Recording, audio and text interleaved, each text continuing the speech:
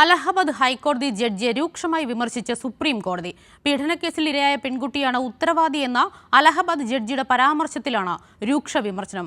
സ്വാതി സന്തോഷുണ്ട് ദില്ലിയിൽ നിന്ന് വിവരങ്ങളുമായി. സ്വാതി, ജഡ്ജി സഞ്ജയ് കുമാർ സിംഗിന്റെ പരാമർശം ആക്ഷേപകരമെന്ന് സുപ്രീം കോടതി വ്യക്തമാക്കിയിരിക്കുകയാണ്. വിവരങ്ങൾ എങ്ങനെയാണ്? വിധി അലഹബാദ് ഹൈക്കോടതി ജഡ്ജി സഞ്ജയ് കുമാർ സിംഗിന്റെ പരാമർശത്തെ രൂക്ഷമായി വിമർശിച്ചുകൊണ്ടാണ് സുപ്രീം കോടതി രംഗത്ത് വന്നിട്ടുള്ളത്. ജഡ്ജി നടത്തിയ പരാമർശം ആക്ഷേപകരമാണെന്നും ഇത്തരം നിരീക്ഷണങ്ങൾ ജഡ്ജിമാരുടെ ഭാഗത്തു നിന്ന് ഉണ്ടാകാൻ പാടില്ലെന്നും സുപ്രീം കോടതി ചൂണ്ടിക്കാണിച്ചു. മാത്രമല്ല, ഇത്തരം പരാമർശങ്ങൾ എന്ത് സന്ദേശമാണ് സമൂഹത്തിന് നൽകുന്നതെന്നും സുപ്രീം കോടതി ചോദിച്ചു. ഈ കേസുമായി ബന്ധപ്പെട്ട കേസിൽ പ്രതിക്ക്, അതായത് പീഡിപ്പിക്കപ്പെട്ട കേസിൽ പെൺകുട്ടിയാണ് കുറ്റവാളി അല്ലെങ്കിൽ പെൺകുട്ടിയാണ് ഉത്തരവാദി എന്നായിരുന്നു അലഹബാദ് ജഡ്ജിയുടെ പരാമർശം.